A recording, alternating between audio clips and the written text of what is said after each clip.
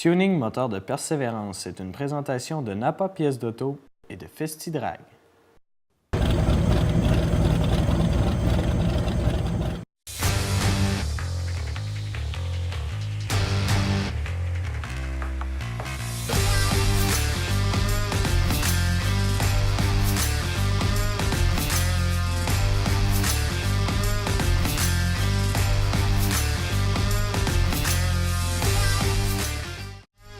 Cette semaine à l'émission, on parle du tour de frein, du recouvrement des sièges,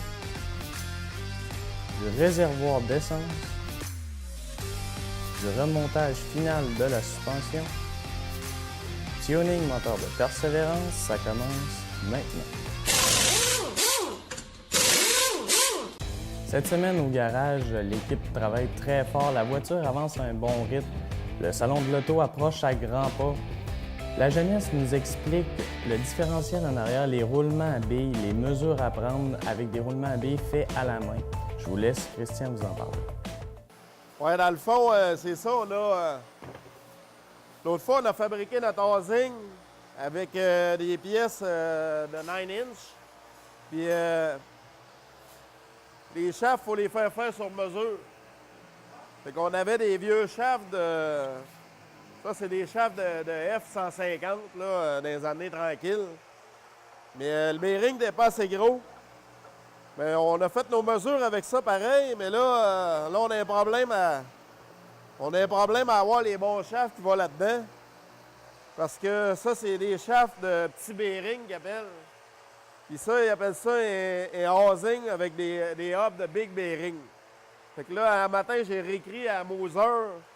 Puis là, ils vont essayer de nous faire des genres de mélange de petits bearings avec gros bearings, parce que là, nous autres, on ne veut pas recommencer cette pièce-là. On avait pris de l'avance un peu sans avoir les shafts, mais là, ça nous met un petit peu dans le trouble, mais c'est pas grave, ils vont le faire sur mesure.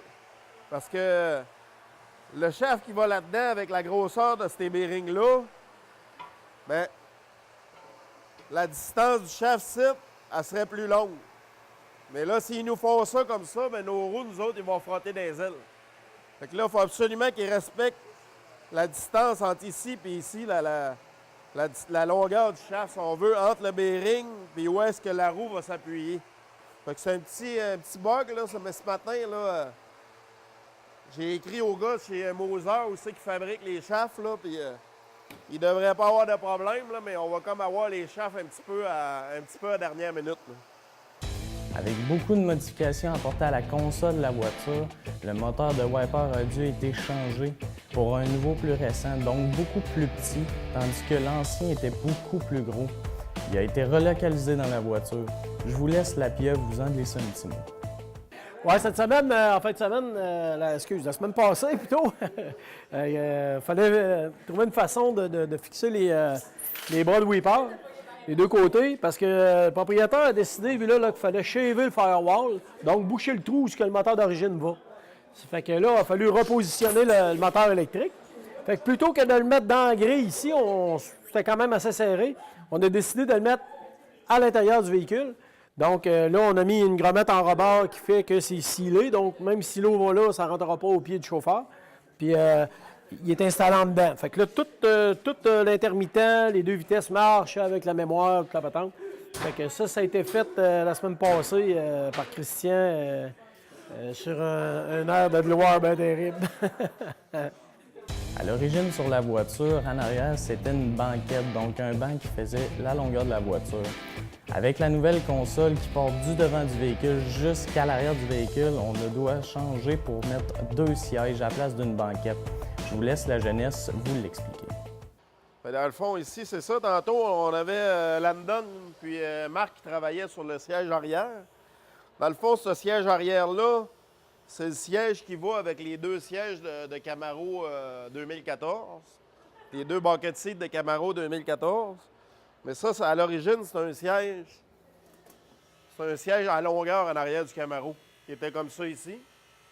Mais nous, vu qu'on a fait une console centrale dans le véhicule, puis aussi, ça fait bien parce que le siège n'était pas assez long pour le véhicule. C'était pas assez long pour la largeur du véhicule. Fait que là, on se sert du siège de Camaro qu'on a coupé en deux. Quand on le met à chaque côté de la console, ça fait parfaitement la bonne longueur. Fait que là, ce qui restait à peaufiner, c'était la forme en dessous, parce que la forme d'un siège est faite pour épouser le fond du véhicule. Donc, dans ce cas-là, il était fait pour épouser le fond du Camaro. Fait que là, nous autres, pour fixer notre siège, on est venu meuler un peu avec un buffer la mousse pour venir fixer le foam sur une feuille de plywood comme ça. Puis là, notre cuillerette, quand le recouvrement va se faire par Nathalie, la cuillerette va venir se brocher sur la feuille de bois. Fait que c'est comme ça qu'on va réussir à fixer notre bain dans l'auto. Fait que ça va être la même chose avec le dossier ici du siège. C'est la même chose. C'est le dossier du siège d'un Camaro qu'on a coupé en deux, puis qui fit à la perfection. Comme vous le savez bien, sur une voiture, les freins sont très importants. Ils assurent la sécurité du conducteur. Pour que ça freine bien, il faut que les disques soient bien droits. Donc, il faut embarquer les disques sur un tour à frein quand ils sont usés pour les remettre droits. La jeunesse vous l'explique comment on fait. Fait que, comme on disait tantôt, on est installé pour les drums de frein. Fait que là, Cindy a fini les drums de frein. Fait que là, on commence à faire les disques de la Chevelle. Comme je disais, ça, c'est des disques de Camaro 2014. C'est quand même des disques assez dispendieux. Ils sont pas si pires que ça, ils sont pas pourris. Ils ont juste besoin d'une petite couche de surfaçage. Fait que ce qu'on fait, bien là, avec un autre type d'installation que tantôt, c'est qu'on va venir travailler la surface du disque jusqu'à temps qu'elle soit vraiment uniforme partout. Puis pour nous faire une surface de freinage là, qui va être uniforme. Fait que c'est ce qu'on fait là, ce matin. Fait qu'après ça, quand ça va être fait, on va pouvoir peinturer les disques.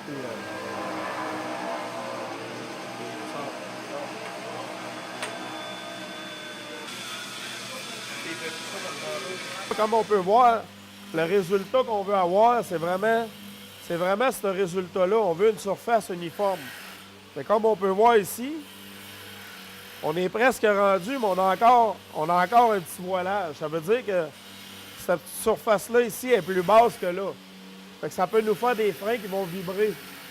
Fait que là, ce qu'on va faire, c'est qu'on va continuer d'en enlever jusqu'à temps que ça soit uniforme comme ça tout le tour du disque. Fait que c'est comme ça qu'on rectifie les disques de frein. Et c'est ça qu'on fait plus aujourd'hui parce que ça vaut pas la peine. Les disques sont moins chers que la main-d'œuvre pour faire ça. Mais dans ce cas-là, c'est des disques à 200-300$ chacun. Fait que ça vaut la peine de les rectifier. Il y a quand même assez épais de matériel pour le faire. Parce que quand on fait ça, on vient amincir le disque, donc il est plus fragile pour le futur. Fait que si le disque a déjà croché, là, on l'amincit, il va crocher encore plus facilement. Fait que, mais là, on n'a vraiment pas beaucoup. On a enlevé à peine 2 millièmes sur cette coupe-là, puis on est presque déjà rendu. Fait que c'est parfait, c'est juste ça qu'il y avait besoin. Une petite coupe de surface. Après toutes les modifications apportées à la carrosserie, les gens se demandent « Oui, mais les moulures, comment qu'on va faire pour les installer? » Les moulures qu'on a, c'est des moulures jobber, donc des moulures qui fit sur le véhicule, mais ça y prend des petites modifications parce que ce ne sont pas exactement comme le véhicule. Mais après l'explication de la pieuvre, vous allez tout comprendre. Bon, on est rendu à la section où on va essayer nos moulures neuves. Tous ceux qui font des chars savent très bien que les moulures de jobber, comme on achète, là, qu'ils font présentement, c'est plus ou moins exact. Donc, quand tu refais un char comme ça, bien, la première affaire à faire, c'est d'essayer tes moulures neuves afin de donner les bonnes proportions, les bonnes distances à ta moulure. Comme ici, du côté d'en haut, là, il n'y aura pas beaucoup de travail à faire parce qu'elle est déjà pas si pire. Par contre, celle du bas, elle, ben là, le quater a été mal dessiné. Fait que là, la moulure, elle embarque par-dessus. Fait que si, mettons, je peinture l'auto comme ça, là, regarde ici, là, dans le coin, là, il y a vraiment un gap trop important. Là, ça va être là. Fait que ce qu'on fait, là, on prend nos mesures, là, puis on va trafiquer ça, là. Tu sais, regarde, le rond, il faut vraiment qu'il suive la ligne.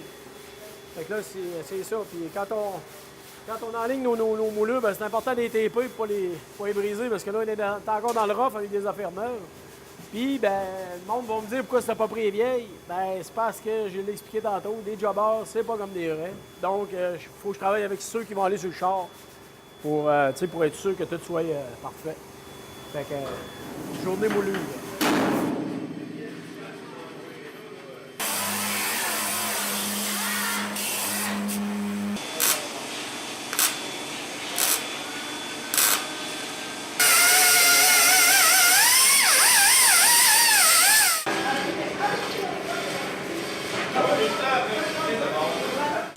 Aujourd'hui au garage, on a de la visite de Cindy Lajoie qui est intervenante chez Circonstance, qui a apporté une de ces jeunes qui aime la mécanique mais qui voulait être sûre qu'elle adorait ça pour ensuite aller faire son cours en mécanique générale. Je vous laisse la présenter. Moi, je m'appelle Cindy Lajoie, je suis intervenante psychosociale pour les services de main-d'œuvre, l'appui, division Circonstance. Moi, ce que je fais, c'est que j'aide les jeunes et moins jeunes à intégrer le marché du travail là, par des médiums de travail qui sont ébénisterie, fabrication de bougies, entretien ménager et buanderie. Donc aujourd'hui, j'ai décidé d'apporter une participante avec moi qui, elle, souhaite devenir mécanicienne plus tard, faire une formation en mécanique générale. Donc on a utilisé le programme Tuning, qui est un partenaire du Carrefour Jeunesse Emploi.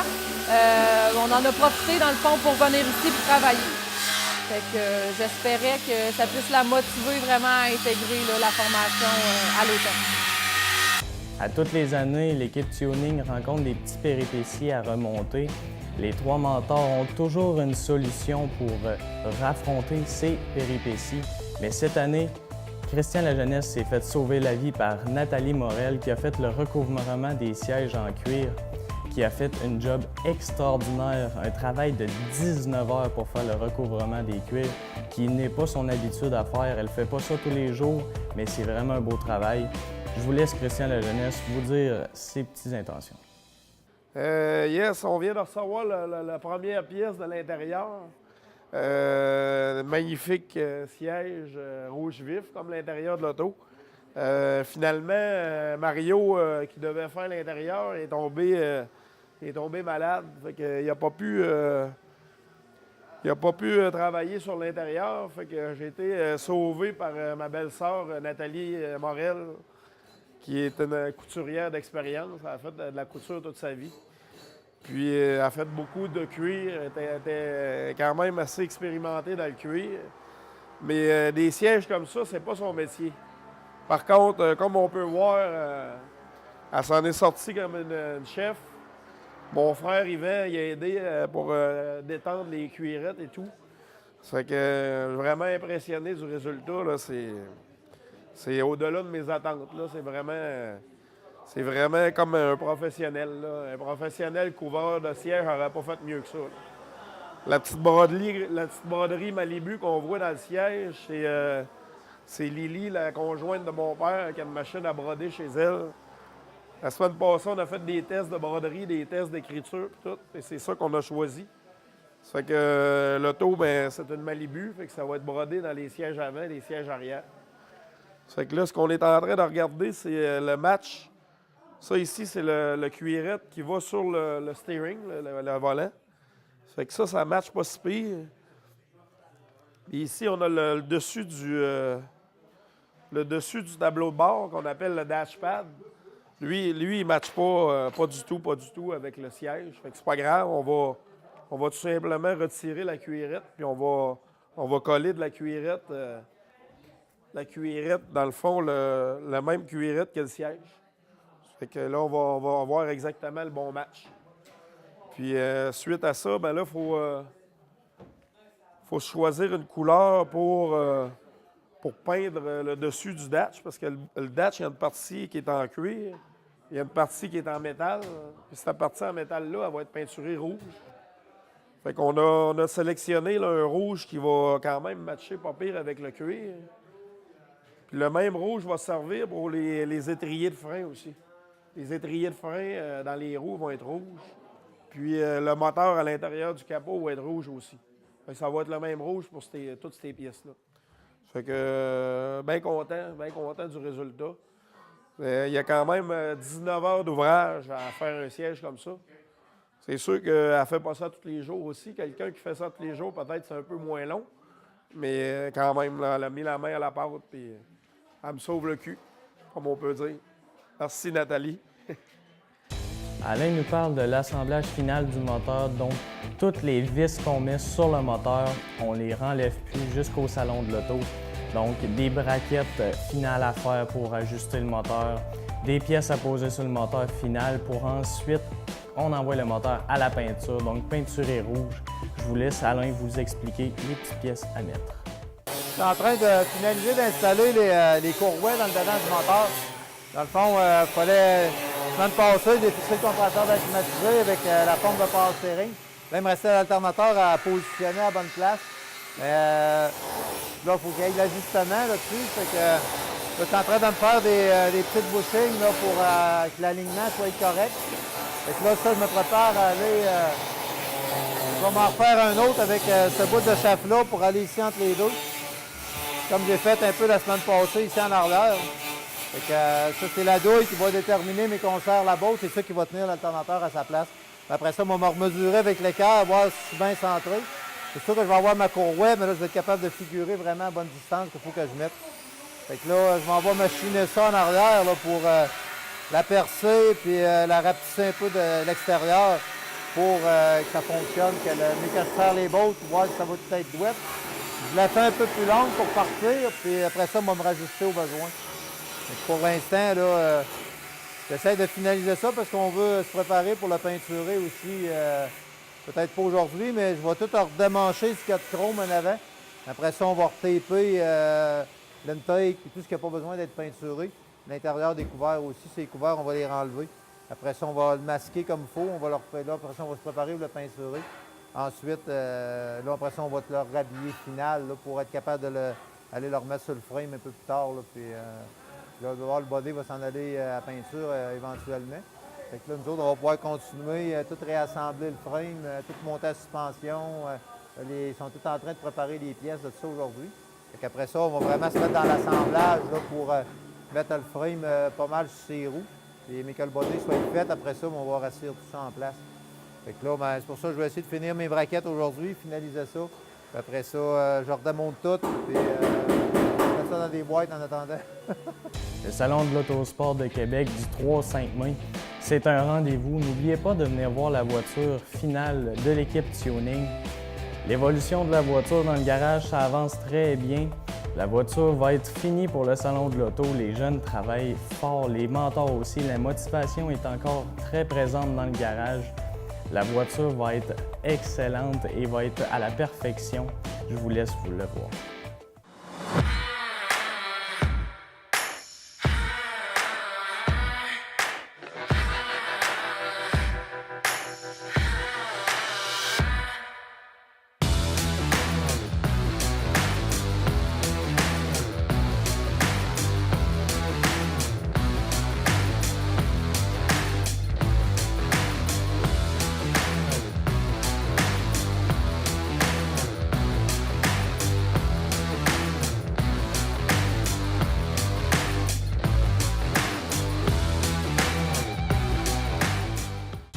Le réservoir d'essence a été fait au grand complet à la main par un de nos commanditaires qui est venu souder avec une soudure à l'aluminium un petit peu spéciale et a été relocalisé dans la voiture, donc a été relocalisé dans le coffre à l'arrière du véhicule. Comme Christian Lajeunesse vous dit, il reste encore de la place pour 2 caisses de bière. Ça, ici, on a le réservoir d'essence. On avait fait un plan. Alain avait fait un plan pour le réservoir d'essence qui, à l'origine, est en dessous de l'auto. Mais nous, en dessous de l'auto, on n'a pas d'espace vu qu'on a rapetissé le cadre du véhicule, la tank n'en rentre plus. Puis aussi, c'est les silencieux vont sortir à la place où est-ce que le réservoir d'origine est. Ce qu'on a fait, on a fait un réservoir sur mesure en aluminium qui va être positionné dans la valise, par l'intérieur de la valise. C'est notre ami soudeur Rémi Gravel qui travaille chez Jimmy Claire, un de nos partenaires, qui est venu souder ça un soir. Souder l'aluminium, c'est assez touché. C'est avec un TIG, avec une machine au TIG. Là. On en a fait dans le passé sur d'autres véhicules. C'est le même appareil avec lequel il a soudé les lignes d'échappement aussi. C'est une super de belle job, une belle tank. Puis on a une pompe à essence sur mesure aussi. Une pompe qui est positionnée ici comme ça. Le tuyau de remplissage avec la petite trappe qu'on a parlé dans les émissions d'avant avec la bière, qui va être remplie par derrière et qui va arriver juste ici comme ça. C'est une belle pièce là, qui est finalisée. Ça, c'est prêt à installer dans le véhicule. Ça enlève un peu d'espace dans la valise, mais il y a pas mal une grande valise. Là, fait il va rester de la place pour 2 caisses de bière à peu près. J'ai pas calculé le nombre de litres, mais c'est à peu près équivalent au réservoir d'origine. Environ, je dirais, 30 gallons, là, environ 80 litres. Chose du genre. Ça ressemble à ça. Une fois le moteur peinturé, Alain nous explique les dernières pièces à assembler sur le moteur et il nous explique une liste des pièces à faire qui manquent pour le moteur, donc des bolts, des petits washers, toutes des petites choses qui manquent à la finition du moteur. Je vous laisse, Alain, vous l'expliquer. Ce matin, on est en train de réassembler le moteur final. Christian l'a peinturé le courant de la fin de semaine. Fait que là, je suis en train de le réhabiller là, pour mettre tous les accessoires finales. Là, c'est la dernière fois, on ne leur démange plus tout ce qu'on met dessus parce que là, il faut que ça avance aussi. Là. On s'en va vers le salon d'auto approche. Fait que là, j'ai installé les sondes tantôt. Pression d'huile, température, la pompe à l'eau.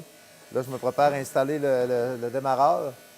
Et tout de suite, Henrik est en train de polir des petites douilles là, qui vont pour des sleeves qu'on a faites là, pour l'alternateur, puis la pompe de power steering et ainsi de suite. Fait que, on est en train de polir ça pour mettre ça beau. Après ça, on va tout réassembler. Puis un petit peu plus tard en journée, là, on va aller installer le moteur sur le frame. Fait que, on va installer la transmission en même temps. On va tout embarquer en one shot. Puis après ça, ben, on va commencer à réhabiller. Là. Je vais ajuster les valves aussi du moteur avant. Là. Après ça, je fais une liste de pièces aussi de ce qui nous manque, là, parce qu'il nous manque plusieurs petits accessoires de toutes sortes. Là. Fait que, je fais une liste de bolts puis des petits morceaux qui vont nous manquer pour s'installer. Là. Fait que, je suis en train de préparer tout ça le matin. C'est pas mal ça qu'on s'organise pour faire ce matin. Après-midi, on va embarquer sur un autre dossier. Aujourd'hui, j'ai taponné sur le moteur. Là. J'ai lavé plein de pièces comme la pompe à power steering, la pompe à l'eau. Puis là, je l'aide ben là, je suis en train de checker. Il est en train d'ajuster les valves, là, puis je suis en train de checker ça. Là. Aujourd'hui, j'ai peinturé, puis en fait, j'ai peinturé au gun, puis à la canette. Comme à canette, j'ai peinturé des petites pads, pas des pads, mais genre ce qui fait freiner le véhicule. Puis j'ai peinturé des pièces du moteur avec le gun à peinture. Pour faire le remontage final de la voiture, on doit être peinturé. Donc, tout ce qui est intérieur, ce qui est vraiment final sur la voiture, elle doit être peinturée. Christian Lejeunesse nous explique la couche de primeur qui va nous aider à faire égaliser tout ce qui est pièces sur la voiture, tout ce qui est carrosserie. Le primeur va être la dernière partie de sablage sur la voiture, mais je vous laisse l'expliquer. Fait que c'est ça, là, on a peinturé la carrosserie, on a primé la carrosserie hier. Là, il nous reste 24 jours à partir d'aujourd'hui. Fait que on a fait ça hier soir, moi, petit Guy.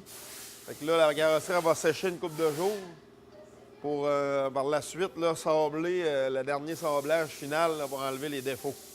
Ensuite de ça, ce qu'on va faire, c'est qu'on va peinturer le dessous final pour la mettre sur le frame avant de peinturer l'extérieur. Fait que théoriquement, d'ici en fin de semaine, elle devrait être atterrie sur le frame là, pour se préparer pour la peinture. On aimerait bien ça qu'elle soit peinturée avant mardi prochain. Ça va peut-être être juste un peu. Fait que c'est déjà c'est un bon bout de fête là, parce que là, les journées déboulent. Là, il ne reste plus beaucoup de jours, mais c'est pas notre record. Là. On a déjà peinturé bien plus tard que ça. Une fois le frame peinturé en noir, on passe au remontage de la suspension en arrière, du différentiel, de la suspension avant, tout ce qui est parti sur le frame. Christian Lajeunesse nous explique et Brian nous en glisse un petit mot. Fait que, comme on avait parlé l'autre fois, le frame est peinturé, là, ça fait une couple de semaines.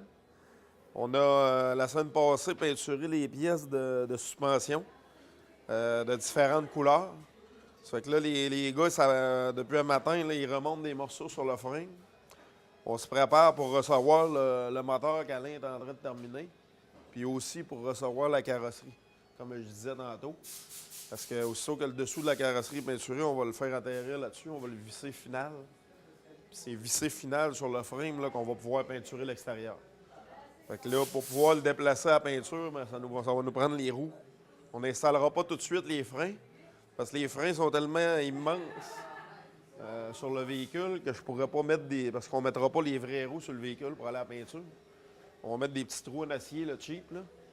Puis je pourrais pas mettre les freins tout de suite parce qu'ils rentrent pas dans aucune autre roue que les roues du véhicule, à cause qu'ils sont trop gros. Ça fait que pour là, on fait pas de frein, on fait juste remonter tout ce que ça prend pour rouler. Il manque les 2 shafts de roue en arrière qu'on devrait avoir cette semaine. Là, les dernières pièces, là, je suis sur le téléphone pas mal. Là. Il manque pas grand-chose, mais il manque encore 2-3 petites pièces maîtresses, là, que ça va arriver à la dernière minute, là, comme la crémaillère, la direction en avant. Ça fait que je fais ma prière à tous les soirs. Comme vous pouvez voir, on a cherché les bords pour remonter le devant de la voiture, les essieux pour tenir les roues, après les barres de torsion. J'ai fait ça avec Nicolas Morancy. On l'a posé caoutchouc pour pas que ça ait foire en dedans. Là. Puis on l'a sandblasté les bords pour qu'ils soient pas qu'il y ait de rouille après. Après, on a nettoyé les caoutchoucs, tout ce qui a rapport à la voiture pour que, pas que ça paraisse, ça soit tout sale. Puis, comment ça?